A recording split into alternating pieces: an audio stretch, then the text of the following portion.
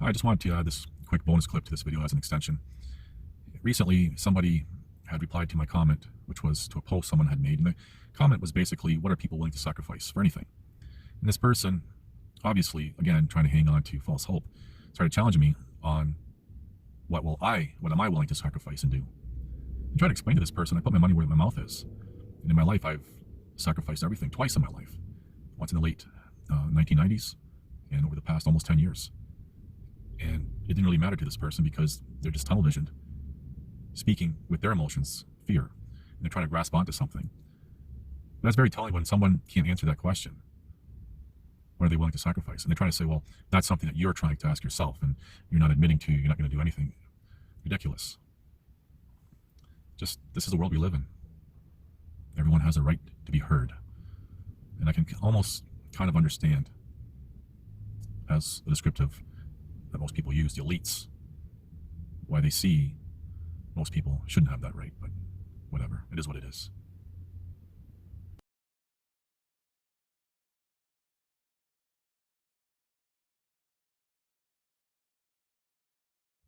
Hello, today is November 29th, 2021.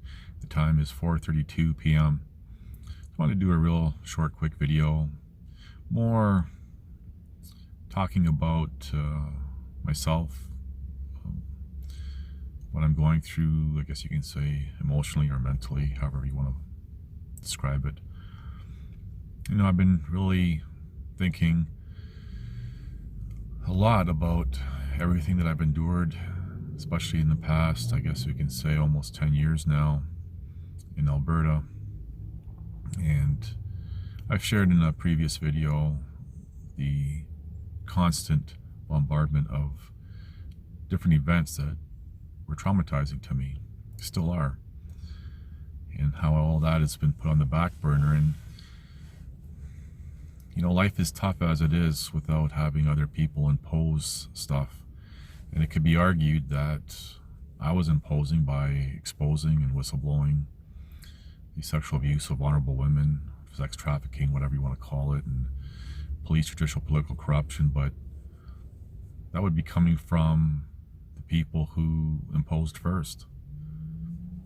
And I never anticipated my role being anything great, just a small little part. This is what I know, and these other people had different ideas. So here I am.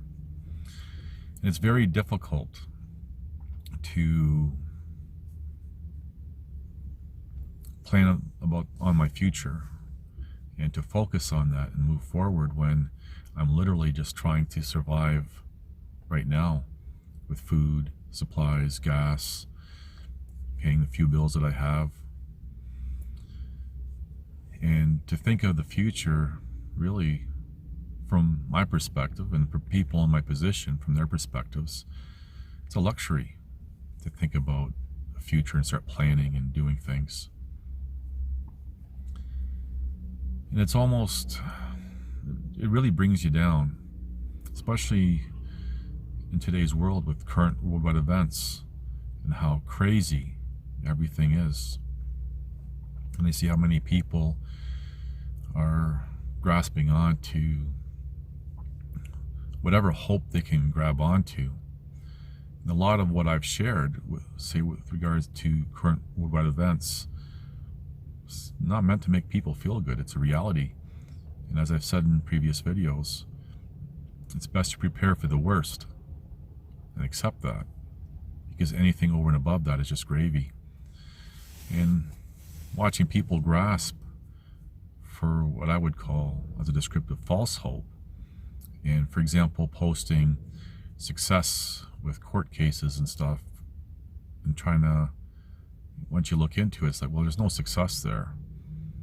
And this most recent example, it just, I lost for words. And they try to explain to people, for example, with this particular case, that, well, it's not a win because having enforcement stayed is common. It's almost always done.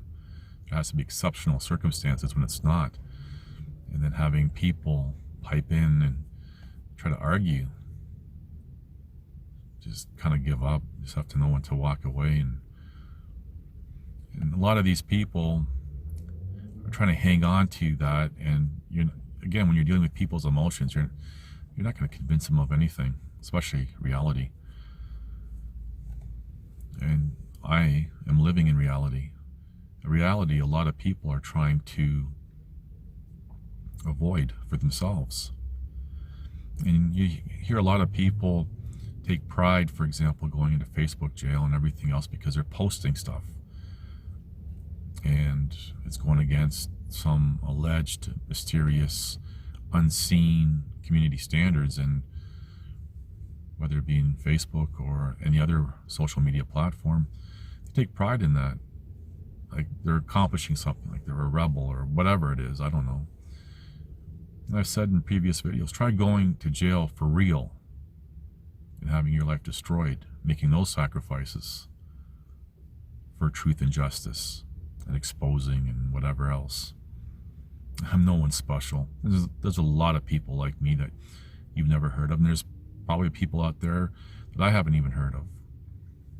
But it is what it is. This is the world we live in.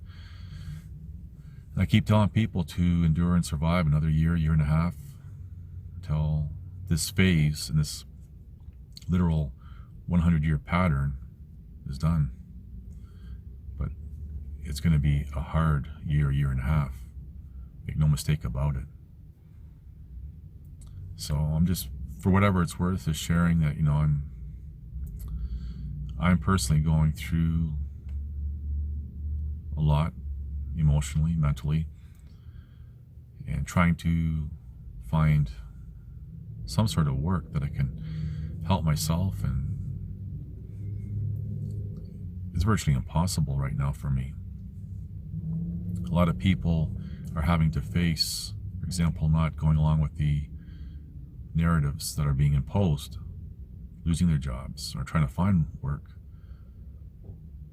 Now, I'm dealing with that as well, on top of having these wrongful convictions of allegedly assaulting a police officer and obstruction, and being physically crippled from the May 4th, 2013 event, plus some other health issues that have grown over the years. So, I understand. I really understand why and how people are grasping at even false hope. I would like to say to everyone just to hang in there. I'm trying. And as I said in a few videos, too much for too long by too many does take its toll, even on the strongest character. Life is about survival. Anyway, take what you will from this video. Thank you for watching. Please like, subscribe, comment, and share.